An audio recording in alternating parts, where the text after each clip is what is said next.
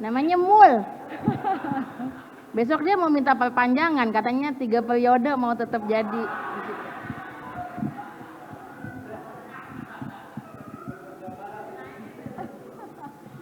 Assalamualaikum warahmatullahi wabarakatuh. Waalaikumsalam warahmatullahi wabarakatuh. Terima kasih Bapak Ibu sekalian atas undangannya di sini. Bapak Sasto udah minum susu. Tolong saya tolong jangan minum susu sama Mas Sasto, jangan minum susunya sama saya. Takut saya sama istrinya. Coba nanti diganti ya, itu jadi apa tadi gimana? Mas Sasto minum susu sama Mbak Arifah gitu.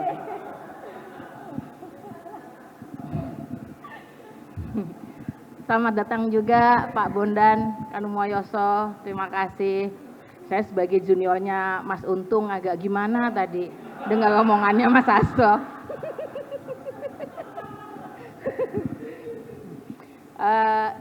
Ibu Bondan, Mbak Vita, dan ini Mas Hakim yang nggak punya pengadilan. Terima kasih loh Mas Hakim sudah datang. Tadi Mas Hakim sempat bilang waktu dapat undangan ini langsung tergelitik ya. Betul, saya saksinya karena saya nyerahin undangan. Begitu saya serahkan undangannya, Mas Hakim langsung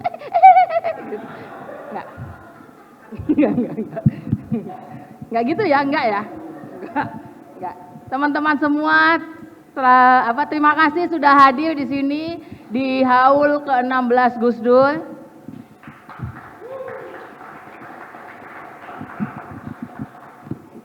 Ini aneh menurut saya karena ini udah tahun 2025 kok orang masih ngomongin Gus Dur aja. Emangnya masih relevan? Ini udah tahun 2025, meninggalnya aja udah 16 tahun. Malaikat aja mungkin udah nanyanya udah dari kapan tahu. Itu udah nanyanya udah berulang-ulang itu. Udah remedial. Kok kita masih ngomongin Gus Dur aja? Emangnya masih relevan? Apalagi kemarin tanggal 10 itu Gus Dur di apa? Apa sebutannya? Dinobatkan sebagai pahlawan nasional. Nggak usah ditepukin. Karena ini yang mau saya pertanyakan. Sebenarnya Gus Dur itu memang layak nggak jadi pahlawan? Masa? Kita tes dulu, kita cek apakah Gus Dur memang betul layak jadi pahlawan dan masih relevan diomongin di zaman sekarang. Ngapain kok kita tiba-tiba sibuk ngomongin haul Gus Dur. Saya tahu alasan utamanya Mas Sasto kan demi acara ini bisa dapat dana. Enggak ya? Enggak. Tapi ngapain kok ngomong Gus Dur terus? Gus Dur itu hanya berguna untuk pejabat, politisi yang mau naik sama anak-anaknya. Saya ini enggak jago dagang, kecuali dagang nama ayah saya. Tapi kemudian pertanyaannya, Gus Dur itu memang pantas jadi pahlawan apa enggak? Anda kok langsung jawab? Sok tahu, kayak kenal aja. Soalnya gini, saya nggak yakin Gus Dur ini memang sebenarnya pantas menjadi pahlawan. Gus Dur itu nggak pernah misalnya pas lagi bencana ngangkut-ngangkut karung beras, kok ya masuk tiba-tiba jadi pahlawan, apa ya layak?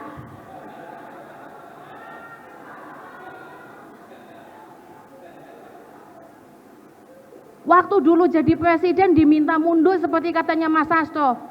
Mundur, saya maju aja mesti dipegangin. Mau mundur lagi, lebih susah lagi. Ini giginya saya nggak tahu gimana caranya kalau mau mundur. Jadi pertanyaan saya adalah emang beneran nggak sih Gus Dur itu kemudian memang layak menjadi pahlawan? Oke, kalau gitu kita tes aja ya. Gus Dur itu, misalnya nih, Gus Dur itu ketika menjabat jadi presiden, yang beliau lakukan apa? Contohnya ya, kita ambil contoh soal kebijakannya soal Papua. Karena Gus Dur gini, kita kalau kita bicara Gus Dur hari ini, semua orang akan sibuk bicara, oh iya Gus Dur itu dulu ini ya tokoh pluralisme gitu-gitu segala macam. Ya apa relevansinya dengan yang sekarang? Apakah emang terus kemudian jadi sepenting itu? Sekarang semua orang juga bisa kalau ngomongin toleransi, semua orang juga toleran kalau sama kelompoknya sendiri. Tapi kemudian pertanyaannya, kenapa masih relevan? Enggak lah. Gus Dur itu, nih ya, kita bedah ya, apa dulu yang dilakukan oleh Gus Dur. Apakah memang benar-benar sehebat itu? Gus Dur itu kayak soal Papua. Gus Dur itu soal Papua, lundi kepeanku yo. Wah, hilang. Gus Dur itu di Papua itu, beliau tidak hanya mengganti nama Irian Jaya jadi Papua. Gus Dur itu malah kemudian minta orang-orang Papua, orang-orang yang disebut dengan OPM, yang kemudian jadi eksil, yang kemudian lari ke luar negeri, yang kemudian dipenjara, terus dia malah bilang, ya udah keluarin aja, biar aja mereka bikin konferensi sendiri, konferensi rakyat Papua. Kan aneh. Papua itu kaya, harusnya dikeruk. Emasnya diambil, dibikin lahan sawit, kok malah dikasih kebebasan untuk menentukan nasib sendiri. Aneh Gus Dur itu. Gus Dur itu terkenal dengan kemudian demilitarisasinya, membubarkan dwifungsi ABRI. Mungkin kalau teman-teman yang nggak tahu ABRI apa, ABRI itu TNI zaman dulu ya, zaman dulu namanya ABRI. Emang saya lebih senang TNI ya, lebih gampang diucapkan kalau buat saya. ABRI. Makanya tadi siapa Mas Andik, betul. Kalau bedanya saya sama Inara Rusli adalah Inara bisa bilang Inaya, saya nggak bisa ngomong Inara. Ujung-ujungnya jadi Inaya juga kok. Gus Dur itu mendorong tindakan-tindakan non-militer pertama. Dia adalah presiden yang mendorong tindakan-tindakan non-militer pertama. Gus Dur itu nggak paham apa? Gus Dur itu dulu banyak minta supaya militer yang ada di Papua itu nggak semuanya di sana, kembalikan. Gus Dur itu tahu nggak sih? Tahu nggak sih kalau tentara itu banyak sekali naksir sama orang Papua. Betul. Mereka tuh banyak sekali naksir sama orang Papua. Buktinya banyak orang Papua yang ditembak. Terus jadian. Enggak. Tapi malah dia sibuk ngasih kebebasan. Dulu ada yang nanya, teman-teman teman-teman aktivis waktu kejadian Gus Dur kemudian meminta supaya ada Kongres Rakyat Papua yang disokong langsung oleh Gus Dur. Terus teman-teman aktivis bilang, Gus nanti kalau mereka minta bebas gimana? Kalau mereka minta lepas? Ya udah, kalau itu keputusannya mereka ya udah. Kita hanya bisa memperjuangkan. Loh, presiden kok memperjuangkan rakyat, aneh banget. Kan seharusnya seperti tadi omongannya Mas Hakim. Mas Hakim ini tadi waktu ngutip Gus Dur bilang tetap ceria meskipun ditekan oleh masalah. Saya kalau yang nekan masalah tetap ceria Mas, tapi kalau saya nekan pemerintah nggak mampu saya ceria. Nah itu yang terjadi. Apalagi Gus Dur itu malah sibuk memberikan kebebasan untuk bicara. Kan aneh, harusnya kebebasan berbicara itu nggak boleh banyak-banyak. Apalagi kalau kita rajin baca buku, harus banyak ditangkap. Karena baca buku itu memang nggak akan membawa kita kemana-mana. Baca buku hari ini hanya akan membawa kita ke penjara. Kalau nggak rajin baca buku, membawa kita ke istana.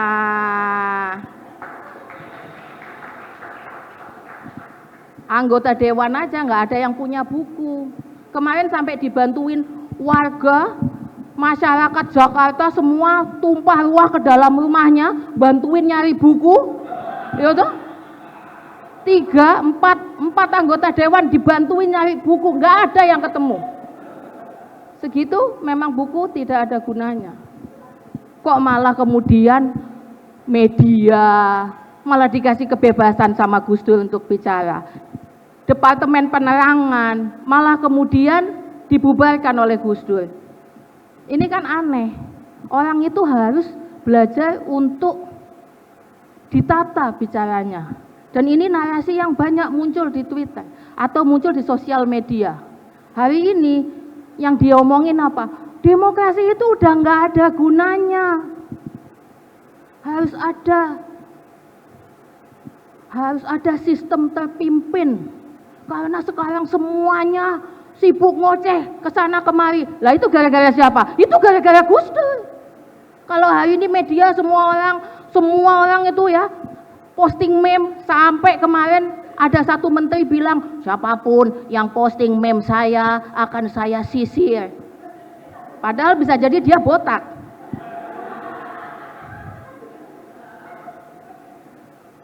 Itu yang terjadi. Harusnya begitu. Jangan sampai semua orang ngoceh-ngoceh nggak jelas. Tapi yang dilakukan Gus Dur malah Gus Dur memberikan kebebasan. Departemen Penerangan ditutup.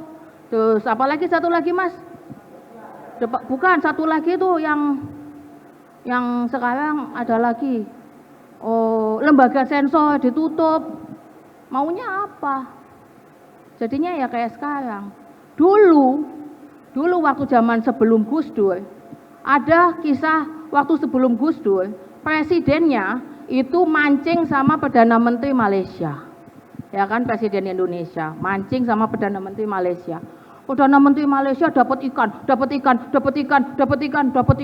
Ini Presiden Indonesia, aku nggak sebut nama ya, inisial aja SOEHARTO. Itu mancing, pegangin terus, nggak dapat ikan. Tim Barakuda di bawah udah ngelepasin ikan berkali-kali, tetap nggak dapat. Bingung kan? Dia marah. Dia tanya sama Perdana Menteri Malaysia, kok Anda bisa dapat terus, Datuk, saya nggak bisa? Ya, itu karena ikan-ikan di negara Anda nggak boleh mangap. Oh gitu. Kemudian Gus Dur kepilih. Gus Dur pergi mancing sama si Perdana Menteri Malaysia ini lagi. Terus kemarin Perdana Menteri Malaysia ini dapat ikan terus. Gus Dur nggak dapat ikan juga. Dia kesel. Loh, sekarang ikan di negara saya udah bisa mangap semua. Kenapa tetap nggak dapat ikan sayanya? Terus kata Perdana Menteri Malaysianya bilang, ya karena ikan di negaramu nggak ada yang bisa mingkem. Nah, jadi kalau hari ini kita semua sibuk berantem di sosial media, ya itu gara-gara Gus Dur. Nah, orang kayak gitu apa pantas jadi pahlawan? Apalagi coba ini, pemisahan TNI Polri. Coba kalau dulu TNI dan Polri tidak dipisah, sumber masalah kita cuma satu yang neken. Sekarang karena dipisah, kanan kiri kita kena semua. Gara-gara siapa? Gara-gara Gus Dur. Dan Gus Dur ini apakah dia adalah seorang pemimpin yang baik? Buktinya dia itu masih suka dunia. Kalau nggak percaya, tadi Mas Hasto nggak cerita. Tapi Mas Hasto pernah punya kejadian yang menunjukkan betul-betul bahwa Gus Dur itu masih mikirin dunia. Suatu ketika Mas Hasto pergi pengajian sama Gus Dur, nemenin Gus Dur pengajian. Pulang mereka dapat berkat 2 kresek. Gus Dur bilang, toh ini ada berkat 2 kresek, kita bagi 2 aja. Karena aku yang ngaji, jadi aku dapatnya yang besar. Ya, ini kantongnya yang gede. Kamu yang kecil aja karena kamu cuma nemenin ngaji, ya kan? Sudah, setelah itu mereka pisah. Mas Hasto pulang bawa kantongnya yang kecil itu balik ke kosannya. Gus Dur pulang ke rumahnya. Tumben. Tumben waktu itu dia pulang. Beberapa hari kemudian ketemu lagi sama Mas Hasto. Gus Dur nanya sama Mas Hasto, "Toh, berkatmu isinya apa?" Kata Mas Hasto, "Ya lauk pauk kayak biasa." "Kenapa, Gus?" "Iya, berkatku nasi tok."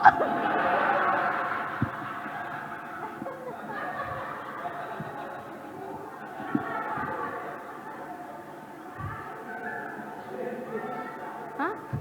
Apa orang Amplopnya nggak dibagi. Kalau amplop nggak dibagi ya Mas ya. Mas Hasto tetap pulangnya suruh ngeteng ya. Itu loh. Apa orang kayak gitu cocok jadi pahlawan? Hah? Coba masa yang nemenin malah dikasih lauk pauk.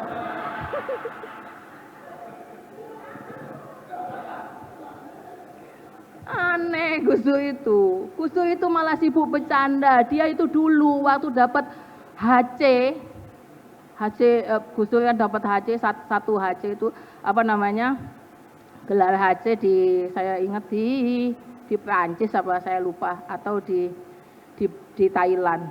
Gus Dur bilang, "Wah, saya itu nggak cocok dapat honoris causa. Saya cocoknya dapat humoris causa." Masa kelakuan presiden kayak gitu? Meskipun terus dia bilang, ada juga yang cocok dapat HC, yaitu Pak Benny Murdani. Ini karena beliau udah meninggal. Pak Benny, ini keluarganya Pak Benny, ini Gus Dur ya yang ngomong ya. Jadi tolong kalau di ini. Benny Murdani cocok dapat HC, honoris causa. Menebarkan horor. Kalau hari ini banyak yang dapat honoris causa. Gus Dur itu nggak bikin jalan tol, nggak bikin jalan apa-apa malah. Banyak jalan jadi mampet, makanya dia diturunin. Tapi itu Gus Dur. Makanya, apakah dengan kenyataan-kenyataan kayak gitu, Gus Dur itu nggak bisa dibilangin, dia nggak taat aturan. Kalau cuman ganti konstitusi supaya jadi wapres, itu mah biasa. Gus Dur itu juga nggak taat sama aturan. Gus Dur itu nggak boleh makan kolesterol yang mengandung kolesterol, tadi sudah diceritakan sama Mas Hasto. Tapi kan faktanya selalu dilanggar. Gus Dur pernah makan ceker 45 potong. Itu tuh bukan cuma peraturannya dokter, peraturan Tuhan aja itu tuh dilanggar itu. Bayangin. Dan waktu dibilang sama yang nemenin, "Gus, tolong Gus, jangan nanti kolesterol Gus." Kamu nggak tahu kalau ceker itu sekarang menurunkan kolesterol? Hah? Masa Gus? Iya, makan ceker itu menurunkan kolesterol. Turun dari mulut ke jempol.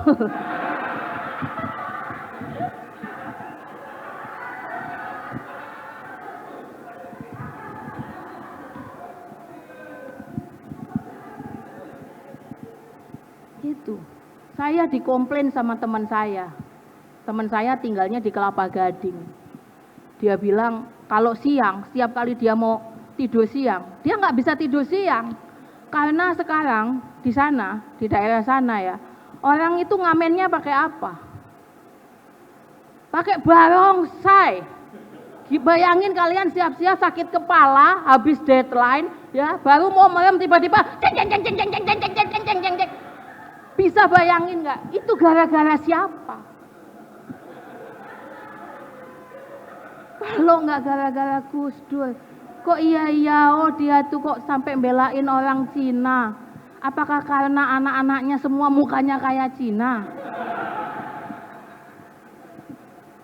Saya nggak paham. Ya kan? Kalau udah kayak gitu gimana? Siapa yang mau tanggung jawab? Ya gitu Gus Dur itu. Tapi ya alhamdulillah. Tadi Mas Hasto bilang harusnya itu contoh Gus Dur berdialog dari hati ke hati ya. Di sini sekarang juga banyak alhamdulillah dengan undang-undang TNI yang baru kita juga jadi makin banyak berbicara dari hati ke hati. Ya yang itu tolong ditangkap yang itu. Oh. Ninu gitu. Nah, tapi itu Gus Dur. Tadi pertanyaan saya kembali lagi. Gus Dur itu pantas nggak sih jadi pahlawan? Enggak. Buat saya Gus Dur nggak pantas jadi pahlawan nasional. Dia pantasnya jadi pahlawan rakyat aja seperti sebelumnya. Itu saja dari saya. Terima kasih.